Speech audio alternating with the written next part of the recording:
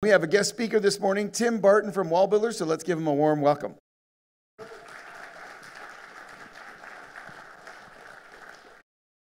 you, Pastor. Well, it's my pleasure to be here. I see some friends. We do a lot with American history at Wallbuilders, so I want to start with a story from American history. We're going to dive in. In 1813, John Adams wrote Thomas Jefferson a letter, and eventually that'll be on the screen behind me. And in this letter to Thomas Jefferson, he was recounting that they're now older gentlemen, but like 40 years earlier, they had been back during the Declaration of Independence. And he said, remember when we got together and we were so divided on our sentiments. We had so many different ideas and different thoughts. He said, we found common ground. We were able to work together. And in this letter, I'd encourage you to go read the whole letter. In this letter, he talked about the common ground, and he said, the general principles on which the fathers achieved independence were the general principles of Christianity. John Adams identified the common ground we were able to work together and building this nation were the principles of Christianity. Now, I want to start with this acknowledgement because all of us who have been in school in the last 60, 70 years, this is not the things that are taught in school anymore.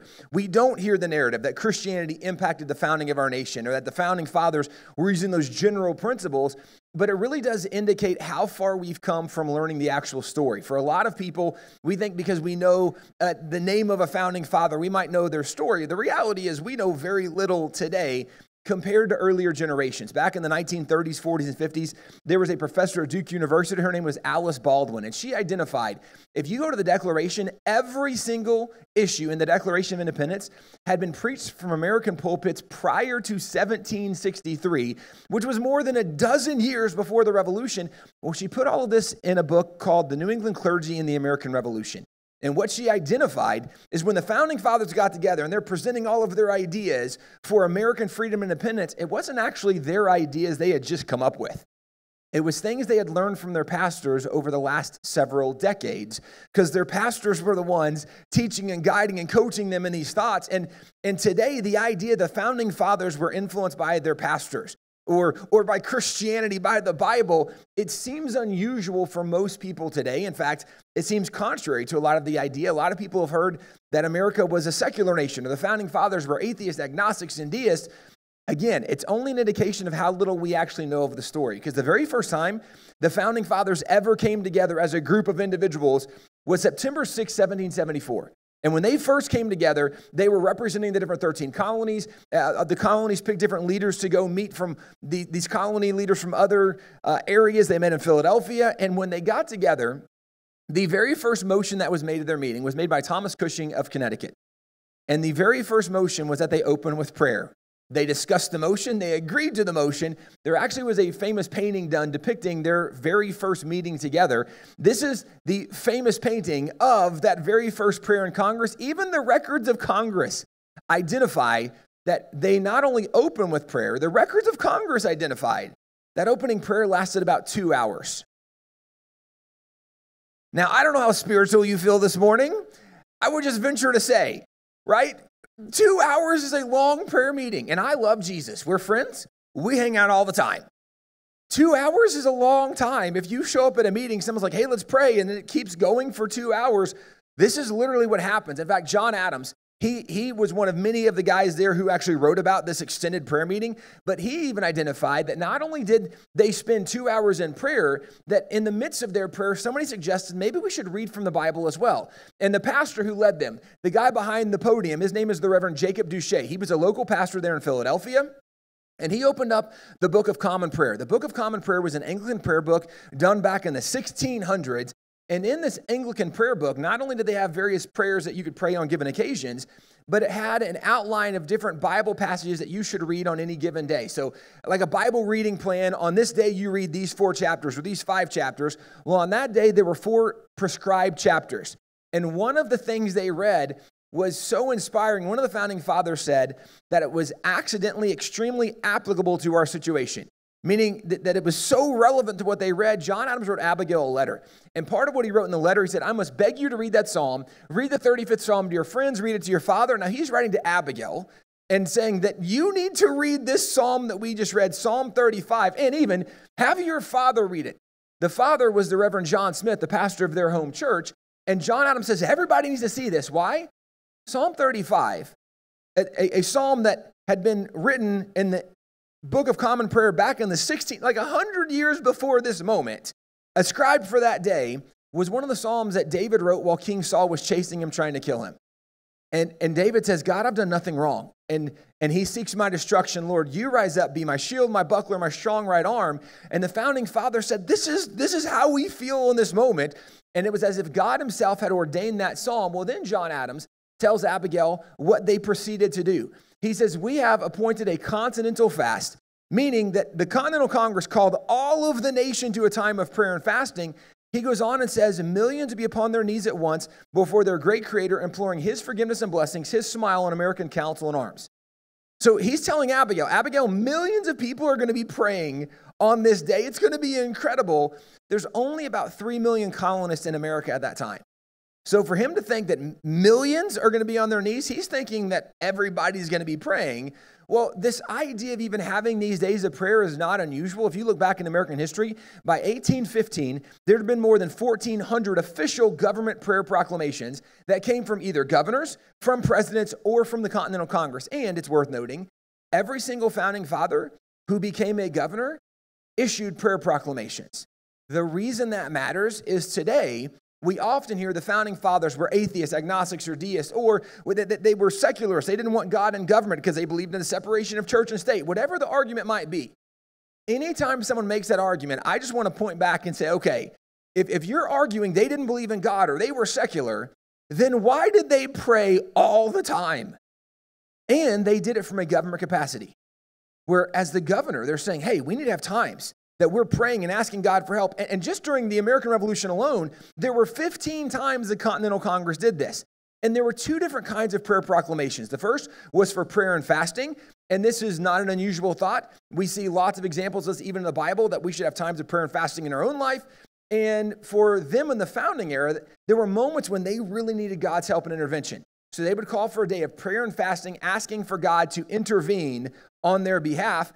And it wasn't but a few months after these days of prayer and fasting, they would have another call for prayer, and it was for prayer and thanksgiving. And the reason was, they said, we prayed and asked for God to help us, and look how God helped us. We need to go back and tell God, thank you for what God has done for us.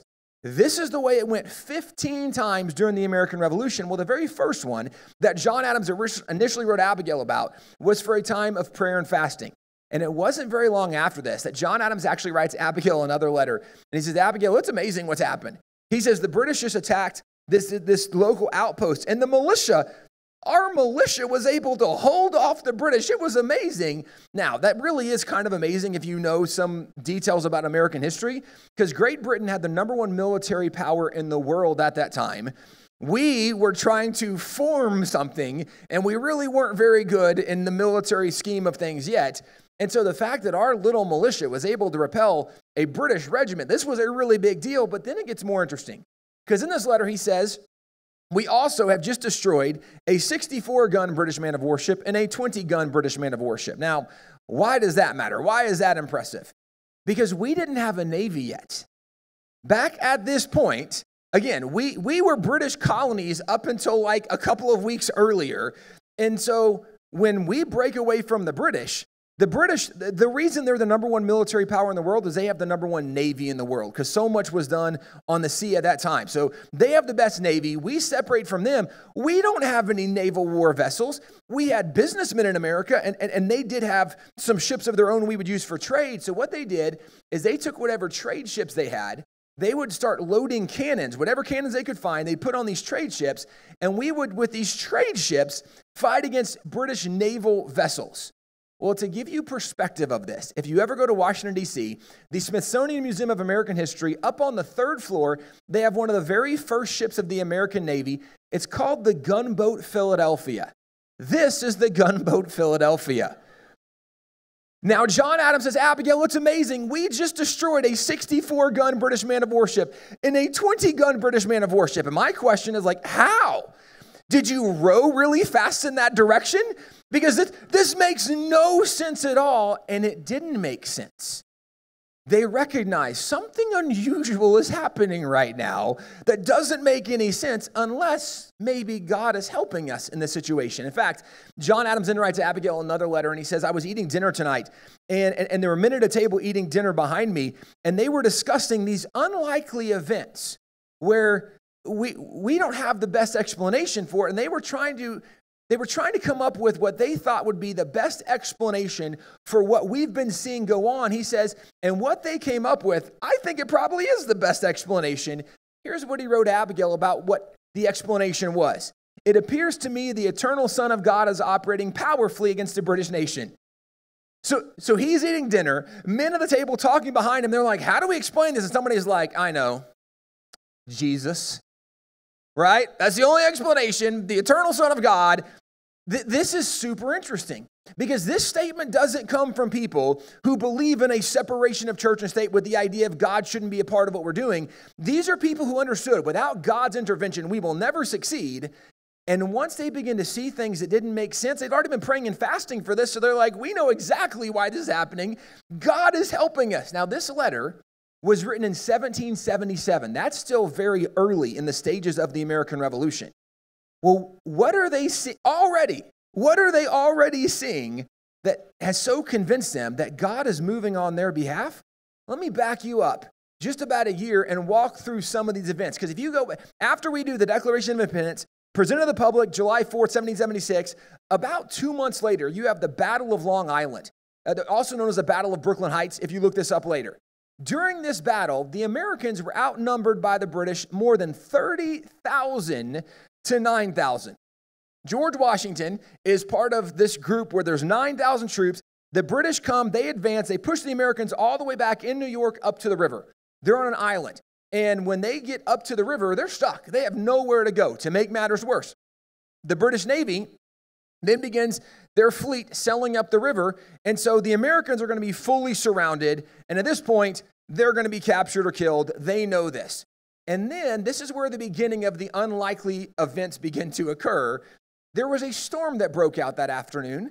The storm was so severe that the British recalled all of their naval vessels, their fleet, out of this river because they didn't want them to run into rocks or run ashore. And so they called them all back. Well, George Washington, recognizing the severity of the situation, if this Navy makes it up, we're going to be surrounded, captured, killed. It's going to be the end for us. So he alerts all of his officers, says, you have to go find anything that floats because we have to get off this island tonight. Well, when evening came, the storm calmed. And that's a big deal because Washington knows eventually the storm's going to calm and the British can sail back up. But the storm calmed that night. And it was, again, a big deal strategically because when the storm calms, it makes it easier for them to get across and come back. And it's about a mile wide, the river at that time. And the reason Washington says find anything that floats is because back then, most Americans did not know how to swim. And even if you could swim, a mile is a really long way to swim. And so they begin finding canoes and these flat-bottom boats, and they begin an evacuation all night long. They're doing this. And there's only so many people you can load on a canoe or on a flat-bottom boat. And you have to go a mile across and a mile back, and they're doing this all night long. Well, as they continue through the night, they get thousands and thousands and thousands of men across. But as the next morning is coming, there's more than 1,000 Americans left. So when the morning appears, like sun comes up, the British are going to recognize what they're doing. They're going to advance. Now it's 30,000 against 1,000. And George Washington was still on the island because George Washington said that he was going to be the last one off the island. He, as you can imagine, had been encouraged by other officers. Sir, you got to get off. You got to leave. And he said, I'm not abandoning the men. I'm going to be the last one off the island. I'm not going to be the kind of leader that leaves his men behind. I'm going to make sure my men are safe. Then I'll get off the island. So Washington is there with 1,000 troops. The light of dawn is beginning to come. And then something else super unusual happens. There was a fog that lifted off the river. Well, that's not super unusual. Except the fog, after it lifted off the river, it came and it settled in between both camps. And it sat there all morning. One of the guys who was part of the American forces was Major Benjamin Talmadge. Major Benjamin Talmadge became the head of the Culper Spy Ring, one of the more famous spy rings in the American Revolution. Here's what he wrote about that morning. He said, a very dense fog began to rise and it seemed to settle in a peculiar manner over both encampments. I recollect this peculiar providential occurrence perfectly well. And so very dense was the atmosphere that I could scarcely discern a man at 6 yards distance. So from me to the front row, He was like, you couldn't even see somebody. The fog was so thick. Well, the fog stayed between both camps as they continued the evacuation. When they loaded the last 3 boats, they get their men out into the river. They're off the island. The fog begins to lift. The British identified that when the fog lifted, they saw the camp was empty, and even the British historians identified. They rushed to see where the Americans had gone. They made it to the edge of the river and saw the last 3 boats arrive on the other side and saw them unload on the other side of the river, which George Washington said he was going to be the last one off the island. So arguably, they watched George Washington unload on the other side of the river, and they had survived to fight another day. And as people look back, they're like, well, that was kind of unusual, right? We're about to be fully surrounded, and the storm blows in out of nowhere, and the storm stays long enough that the British have to retreat. But then it calms that night, and we start finding boats. We're going across and coming back, but we're not going to make it in time. And then a fog comes, and the fog stays until we load the last 3 boats. And then once we get off the island, the fog lifts like, well, that seems unusual. Right. You could say that's just one of the luckiest moments in military history. You could argue that if it only happened once. But this kind of stuff started to happen over and over and over again. And early on, they weren't getting victories. God was not doing these miracles helping them win early on, but it was keeping them alive to survive and fight another day. Well, as you go through the course of the year, when you get to December of 1776, all we have done largely is lose these battles, lose these moments, starting with the Battle of Long Island going forward. We lose the Battle of Kips Bay. We lose the Battle of White Plains. We lose the Battle of Fort Washington. We lose the Battle of Fort Lee. We lose all of New York. And this is a big problem for George Washington because back then there was 1-year enlistments. And every enlistment was up in December. No matter when you joined in that year, whether you joined in January or June, you joined for the remainder of the year, and your enlistment was up in December. Well, all they've done is lose the whole time. Their enlistments are up, and George Washington is trying to get people to sign up for round 2 so they can fight again the following year. Well, nobody wants to sign up for round 2 if all you've done is lose the whole time. As someone from the Dallas area in Texas, it's like being a Dallas Cowboy fan in the playoffs. It's the worst. Right? Nobody likes it. You know you're going to lose. Why are we even trying? Like, round 2 is going to be terrible. Well, George Washington, trying to get people to sign up, worth noting, this is probably when morale is at an all-time low in the American military. There are already people that are deserting because they know their enlistment's about to be up, and they're saying, why are we here cold in winter quarters? We can go home and be with our family. I can go home and be by a warm fire in my own house. Why am I staying here? And George Washington is having a hard time getting people to re-enlist or sign up the first time, so he knows we have to change our strategy.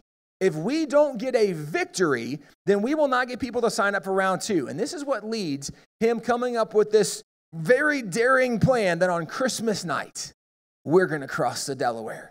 We're going to march on Trenton. Trenton was a British fort being controlled by the Hessians. Hessians were German mercenaries hired by the British to fight against the Americans. And there were between 1,200 to 1,500 Hessians that were there. And also, why did Washington decide to go on Christmas night? Well, the Hessians were known, Germans were known, that they would celebrate sometimes pretty hard. And if you found a special occasion where they're celebrating hard, this could be a good military strategy. If you know the enemy is going to be drinking one night, go the next morning, right? When they're hungover, headaches, whatever else, that's actually not a bad strategy. Well, this is his idea. Christmas night, we're going to march on Trenton. And as this plan unfolds, as he's rallying his men, the plan was they're going to cross the Delaware by midnight. When they get to the other side, and by the way, the guy who was in charge of the crossing where George Washington actually went across was General Henry Knox. I'm going to come back to him in a minute. But their idea was to get across by midnight. They're going to have 3 crossing locations, 5,400 troops, cannons and horses. And of those 3 crossing locations, when they go to cross on Christmas night, Washington didn't know this yet, but in 2 of the locations, they could not get across because of how bad the conditions were. They only were able to cross where George Washington was. But even where George Washington was, they were so delayed by ice flows, it was taking them so long to get across. Well, they got 2,400 troops across where Washington was, but they didn't get across till 4 a.m. They were supposed to be across by midnight because they still have a long march to go, and it's only once they're across, Washington gets word Nobody else made it across. So it's just us. Well, he thought he was going to have a superior numerical advantage, and now that advantage is largely gone, but he knows we have to have a victory or we're not getting around two. So we have to go. So they decide they're going to continue on. They're going to advance all night, but it's a 9-mile march. Their initial plan was to be set up between 5 and 6 a.m. when it's still dark. So when the light comes, the Hessians look out from the fort and they go, we're surrounded. And so you have this surprise advantage going on. Well, now there's no way they're going to make it without the Hessians knowing, because they're not going to get there before sunrise. And in the midst of them still advancing, they're still going to try this thing. A blizzard rolls in on them. And the blizzard is so bad that actually during this blizzard, 2 men actually froze to death. So this is terrible conditions, but they're committed. They continue on. Well, as they are continuing on, they don't know this yet. But during the blizzard, the sentries on duty at Trenton, they went to the CO, the commanding officer, and they said, sir, nobody's going to be out marching in a blizzard. Can we please come in and stay warm by the fire? And their commanding officer agreed and said, yeah, you're right. Nobody's going to be marching in this weather. Come in and stay warm. So George Washington and the men are not going to make it before sunrise. But now there are no guards on duty. Literally nobody's watching the road. Nobody's seeing who's coming. And so Washington, they get their men in position by 8 a.m. As they get in position, when they announce themselves, it was such a complete surprise. The Hessians were all inside the fort, in trench position. When the Americans announce themselves, the Hessians go, we don't want to be fully encircled in this fort. The Hessians leave the entrenched position. Their idea was, let's go out and try to flank the Americans, but all they did was expose themselves to the Americans. The battle was one of the most fascinating when it comes to the brevity of it, because it was over in 35 minutes. The Hessians were inside of a fort. They leave the fort for whatever reason. The battle's over in 35 minutes. And at the end of the battle, equally surprising was the result, because the Hessians are fighting for Team British. On the British side, there were approximately 20 that were killed, there were 100 that were wounded, and there were 1,000 that were captured.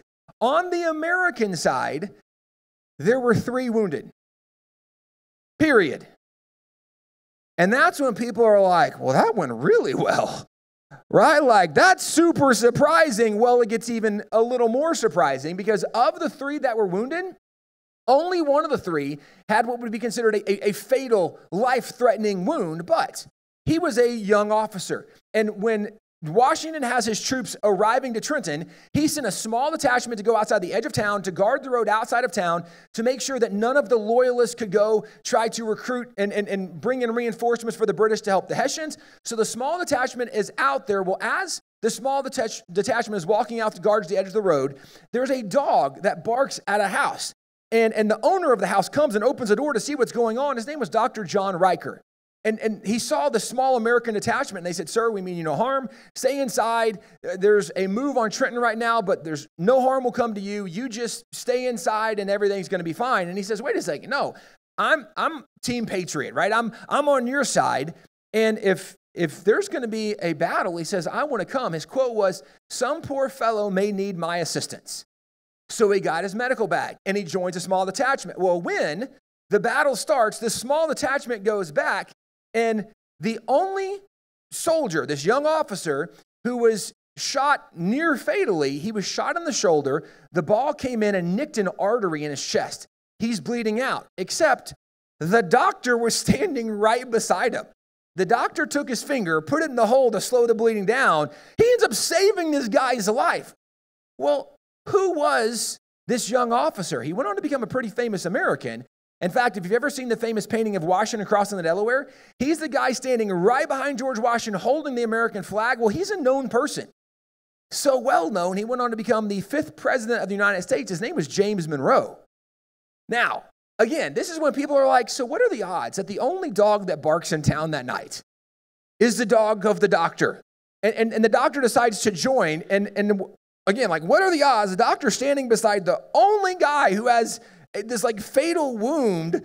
This is crazy. And that's what they begin to recognize.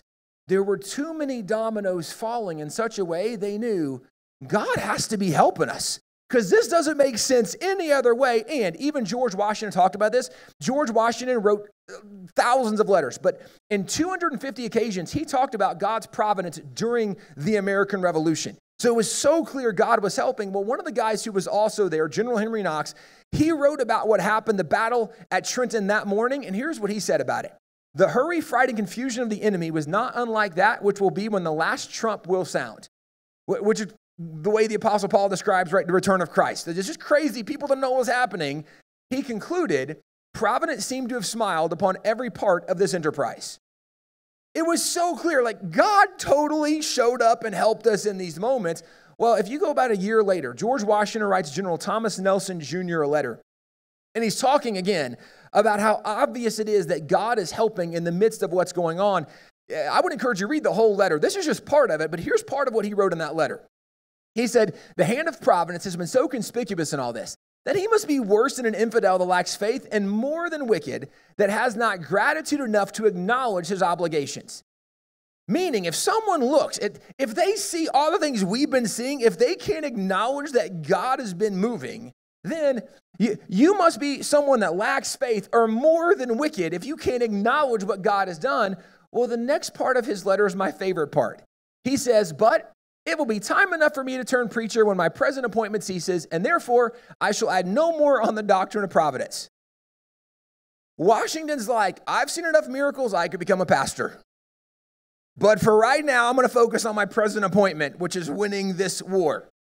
Okay, this is how obvious it was to them that God was moving. Well, this is the way it was through the whole revolution. Well, when the revolution finally concludes, let's jump to the end. It concludes in 1783 with the Peace Treaty of Paris. The Peace Treaty of Paris is signed by these three Americans. On the left is John Jay, and the middle is John Adams. On the right is Benjamin Franklin. The Peace Treaty of Paris is still on display in Washington, D.C. It's at the State Department up on the 6th floor. It's called the John Quincy Adams State Drawing Room. And over on the left, you'll see their signatures. The blue ribbon up top is David Hartley, but then you have John Adams, Benjamin Franklin, John Jay. And this is the document that ended the American Revolution. It brought peace between us and Great Britain and established America as a free and independent nation. Look at the title of this document. It says, in the name of the most holy and undivided Trinity. Do you know America became a nation in the name of the Father and the Son and the Holy Spirit? It's literally on top of the document. Now, that is a super weird title for a peace treaty. Oh, it's real weird. But it's possible somebody had read Proverbs 3 that morning. In all your ways, acknowledge him. Because they literally put it on top of the document that made America a nation. This is where if we actually went back and studied history, if we went back and learned the story and read the letters of the guys who were there, it actually makes so much more sense why John Adams would say something like, well, it was the general principles of Christianity. That's how we pulled all this off. It's just we don't hear those stories today. We don't know that was part of the fabric of our nation, but let's go even further. After we do the Declaration, we then have the Constitution. George Washington became our first president. At the end of Washington's presidency, he delivered his farewell address, considered the most significant political address ever given by any president. And it really is worth reading. If you haven't read it before, you need to read it. Go back and read it again if you already read it one time. But in it, he gives some really, really solid advice for America. And here's part of what he said. Of all the dispositions and habits which lead to political prosperity, notice political prosperity, that is success for a nation, right? So if America is going to be successful, he says, of all of the dispositions, of all the habits, of all the things we could do that would contribute to America being successful, he said, religion and morality are indispensable supports. Indispensable means you cannot do it without this. He said, of all the things that will help America be successful as a nation, the one thing we cannot do it without is religion and morality. He continued. He said, in vain would that man claim the tribute of patriotism who should labor to subvert these great pillars. Meaning, if you oppose religion and morality, he says, you're not a patriot. You can't claim to love your nation if you oppose religion and morality. Why? Because they understood that was the fabric upon which this nation was built. Let me go even further. John Adams became the president the next year.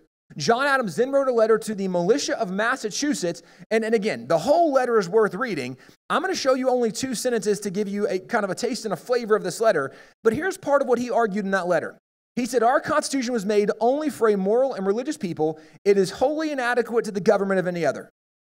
What does that mean? Now, to say our Constitution, that's our system of government, right? The way our nation functions under the Constitution, he says it was made for a moral and religious people. Well, the Founding Fathers' idea was we the people, we're the ones in charge, but that's freedom for the people. That they believed in freedom, but freedom only works if you have a moral people. Because if you give freedom to immoral people, that's like Chicago every weekend, right? That's not a good scenario, and they knew that. They said this experiment will only work if we have religion and morality. Again, the reason this matters, the Founding Fathers are the ones who insisted that we have to have Christianity as the fabric and foundation of our nation because they knew it wouldn't work without this. It's also the reason that we used to have the Bible and prayer as the foundation of education in public schools, and it was that way all the way up until the 1960s, when in 1962, the first decision the U.S. Supreme Court came against this, Engel versus Vitale, where the Supreme Court said, we shouldn't have prayer in schools. And this was voluntary prayer. Students did not have to participate, but they said, yeah, we really shouldn't have prayer in schools anymore. The following year, there was a dual decision, Abington Shimp and Murray Curlett, where the U.S. Supreme Court said, and we really shouldn't have the Bible in schools anymore either because, the Bible, that could be offensive to kids. And the U.S. Supreme Court, when they delivered this decision, and you can go back and read this decision. In the decision, the Supreme Court, they quoted a psychologist the psychologist come and testified as an expert witness about the dangers of the Bible. And the Supreme Court quoted the psychologist in their decision about why we should not have the Bible in public schools. This is part of what they quoted in their decision. They said, if portions of the New Testament were read without explanation, they could be and had been psychologically harmful to the child. Now, their argument was, if students were to read the New Testament and there wasn't a pastor there to explain it to them, it might cause brain damage, right? Psychological harm. Now, as someone who knows and loves the Bible, I try to go through the Bible at least once a year. I think it's a great habit. I think every Christian should read through the Bible maybe at least once a year. Go through the Bible over and over and over. It's incredible. But as someone who knows and loves the Bible, this is one of the most humorous thoughts to me ever. Because they said, if students were to read the New Testament, that might traumatize them. You think the New Testament's the scary part? I mean, genuinely. If we're going to say there's some parts of the Bible that are not kid-friendly, it's not in the new part. It for sure is in the old part. But the psychologist explained in this decision from the U.S. Supreme Court, that psychologist said, well, the two things in the New Testament that might be really offensive and traumatizing brain damage to kids, number one was Jesus. Because not everybody believes in Jesus, and that might be offensive to students that don't believe in Jesus, have to learn about Jesus. But number two, they said that in the New Testament, they learn about the terrors of hell, the fires of hell, and that might traumatize kids, that they would be scared and fearful of hell. And when I read this decision, I was like, right, but we want kids to be terrorized of hell. You don't want to go there. That's a bad place. But literally, Jesus and hell were the reason the Supreme Court said we can't have the New Testament in schools anymore. And then this started a trend over the next several decades of the Supreme Court striking down religious activity in public. And by 1971, as they're really coming out against the First Amendment, they came out in 1971 with the Lemon v. Kurtzman decision and what became known as the Lemon Test, where they were arguing we have to have some kind of standard to know should something be done in schools or not done in schools. And they said we need to come up with a test so that anytime there's a religious activity, we can see, does it pass the test? Is this allowed? And the essence of the Lemon Test, they said that religious activity in public would only be allowed if the primary purpose was secular. So if you do something religious, but only for secular reasons, then you can do it. What religious activity do we do for secular reasons? None. And that's what they concluded. So therefore, they said, we can't do any more religious activity in schools and city council and school boards, right, on athletic events. We're done with all religious activity. That's the way it was up until only a couple years ago. A couple years ago, there were some new justices on the U.S. Supreme Court, and there was a change in the view from the Supreme Court. They actually read this really, really old document called the Constitution, and they realized, hey, that's not what it says. Constitution doesn't say you can't do these things. And just to give you an example, in 2019, there was a case before the U.S. Supreme Court. It was the Bladensburg Cross decision. And the Bladensburg Cross is a World War I memorial cross. And the American Legion were the ones that had this cross. They're representing it. Well, the American humanists, there was a group of atheists that came and said, that cross is offensive. And its primary purpose was not secular reasons. No, there was a group of moms at the end of World War I whose sons had died in World War I. And they raised the money by themselves, and they erected this cross memorial for their sons who had died in World War I. And the Supreme Court, in reviewing this decision, they said, wait a second. So we're saying that we have to tear this cross down? And the lower courts had all said, well, the reason is because of the Lemon decision. Because the Lemon decision says you can only do it if it's secular. And these moms clearly were not erecting a cross for secular reasons. So we have to take this cross down. And the U.S. Supreme Court said that is ridiculous.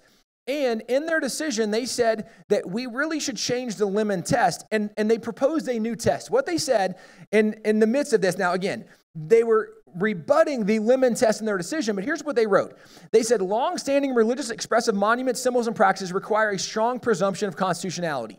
Meaning, if we've done something for like the whole history of our nation, it's probably okay. That's a strong presumption of constitutionality if there's historic precedent. Well, there were crosses and cemeteries from the time of the founding fathers all the way up until present. So the Supreme Court said, we're not tearing down this World War I memorial cross. But not only did they say this, they said, we're changing the standard. We're not going to use the Lemon test exclusively anymore. And the new standard, it shifts the presumption to say that if we've always done it, it's probably okay. And there was a ripple effect.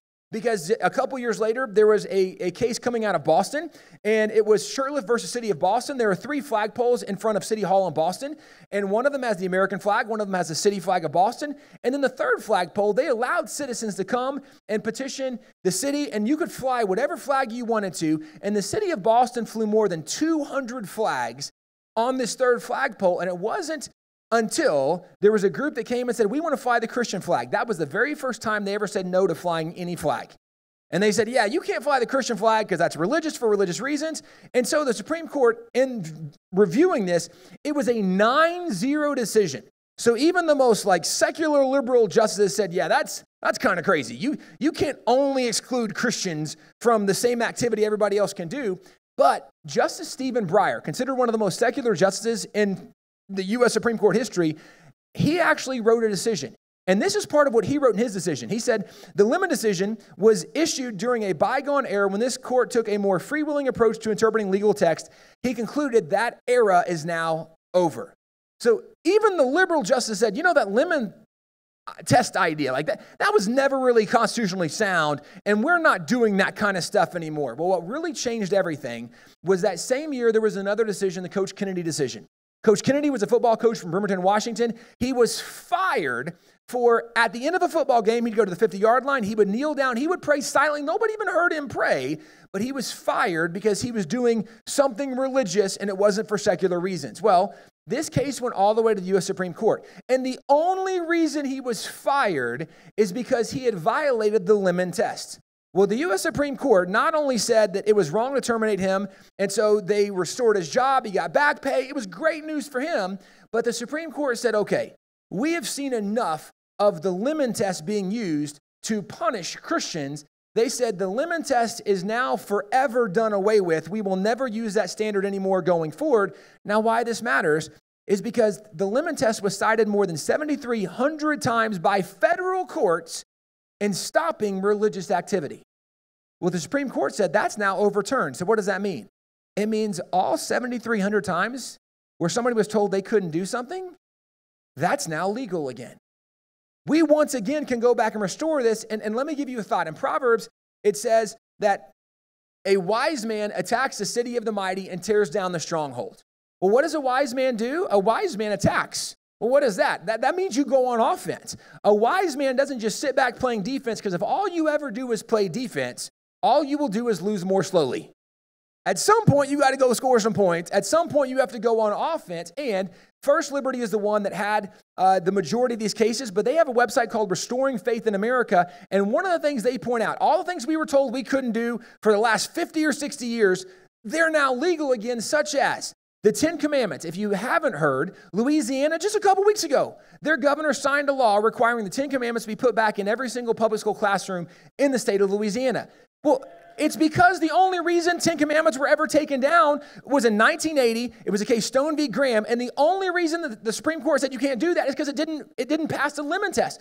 Well, the lemon test is now gone, meaning the 10 Commandments can once again be displayed in schools, in city councils, anywhere that we want to display them, we can. The same thing with memorial crosses. We can now have crosses in any cemeteries. We can have crosses on our desks. We can have crosses in government buildings. We can have military war memorials with crosses. We can actually start any kind of meeting, government meeting, any kind of meeting we want with public invocation. So whether a school board, whether a city council, whether it's a mayor's event, everything can start with prayer now. The same thing, we can once again have nativity scenes independently up, whether it's in libraries, whether it's on the lawn of the local courthouse building. Nativity scenes can be there. Public schools for a while were telling, in many states, telling students, well, you can't sing certain hymns or certain carols at Christmas because they're too religious, and we can't have religious things in school. So like Joy to the World and Angels We Have Heard on High, Hark the Herald Angels Sing, like we can't do those things. That's religious. Well, now, again, all of those things, we can have religious activity back because the only reason we ever told no was a lemon decision. The lemon decision is now gone. The same thing, our national motto is In God We Trust. Well, you can have that as a city display. You can have it as a county display. You can do it in your state. Things that are actively promoting God, those are now constitutional again. In fact, do you know that in public school, every single day can open with prayer as long as a student leads it? Now, literally, every single class, every single sporting event, prayer is now legal in public schools again, as long as a student leads and initiates this. We haven't yet got to the place where it's constitutionally recognized and legal for a teacher to do it, but for students it is. And even in public schools, we can have Bible courses where we can, nothing but the Bible is the only textbook. We can teach kids the Bible once again as history, as literature. This is stuff that we now can do, and not just the Bible. We actually can, even in science, we can go back, and now, it used to be that we were told, well, we can only really teach Darwin and evolution. That's all we can teach. Well, the reason was because of the lemon test. We were told you can't talk about God because that's religious. Well, now, if you are a public school teacher, your kids are in public school, they actually can have a balanced treatment and say, guys, there's another idea for how the world began. Not just from goo to you, there's another idea that in the beginning, God created the heavens and the earth. All of this is now viable again. Now, the big deal is that if we try to restore these things, there will be challenges. Because people will say, no, you can't do that, it's religious. Oh, no, actually you can. It's just most people don't know you can.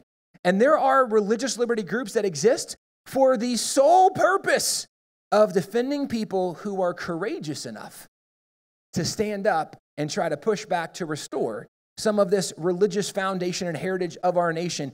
And as I say that, there's more than 7,300 opportunities that await us if we will have people courageous enough to stand up and push back against the nonsense we are seeing in culture. And this is where I want to remind you, the Bible says that the wise man attacks. The wise man goes on offense. We need to be more offensive minded. And if you want to know more in big picture about even some of this American history, some of these stories, the foundation of Christianity in America, we have a website, wallbuilders.com. We have several resources that are there, but I want to finish with 2 Bible verses and thoughts as we conclude. The first one is in Psalm 127:1. It says, except the Lord build the house, they labor in vain that build it. The founding fathers knew without God's help, they would never succeed going forward. Now, as Christians, we should know, right? Without God's help, we're not going to have successful relationships, successful marriages, right? We need God's help in our families. We need God's help in our communities, in our jobs, in our businesses. We need God's help in our nation. And I'm saying this because I'm seeing a lot of Christians who I think are mistakenly looking to politicians thinking that's how we solve all our problems. I support exchanging some politicians. I am very much in favor of that. But don't misunderstand where victory comes from, right? Victory doesn't come from an elected official. Victory comes from the Lord. And unless the Lord build the house, they labor in vain. Now, I think we need 2 things. I think we need God's intervention and we need some change in political leadership, right? I support both of those, but let me also draw a clear distinction. The Bible tells us in Proverbs 14:34 that righteousness is what exalts a nation. The reason this matters, President Trump, when he first ran on the slogan, Make America Great Again, I think it's a great slogan. You can only make America great again if you know what made her great in the first place. The reason America ever became a special, blessed, or great nation is because of the foundation upon which she was built. It was the principles of Christianity. Now, the reason this matters for us as believers on a Sunday morning is because politicians do not restore righteousness. It's the church that teaches and instructs and trains in godliness and righteousness. We cannot look to politicians to solve problems that God put the church in this world to be the light and to be the salt. We have to be the solution. And as much as I would encourage, we need to be involved in the process. God made 3 institutions. God made the family. God made the church. God made the government. God wants to be a part of all of it. And Christians, we should be a part of all those things. But don't misunderstand where help comes from. America never could have become a nation without God's help. And America will not continue as a nation without God's help. And what we see historically is God used people that knew him, that cried out to him, and God intervened on their behalf. If we succeed going forward, it's going to be because the people of God that know God cry out to God, and God intervenes on their behalf. It's time for the church to stand up and be the church. Thank you guys for letting me share. I'll turn it back to Pastor. Great job. All right, well, if you want to find more about Tim Barton and Wallbuilders, you can go to their website. I was talking to Tim about is people have asked me, is he going to have books? And it's like, well, books are a thing of the past, right? So everything's online. So you can go to their website, and they have a library on the website. You can check it all out. They have all kinds of stuff on there, stuff you can buy, videos, books, MP3s, all those sort of things.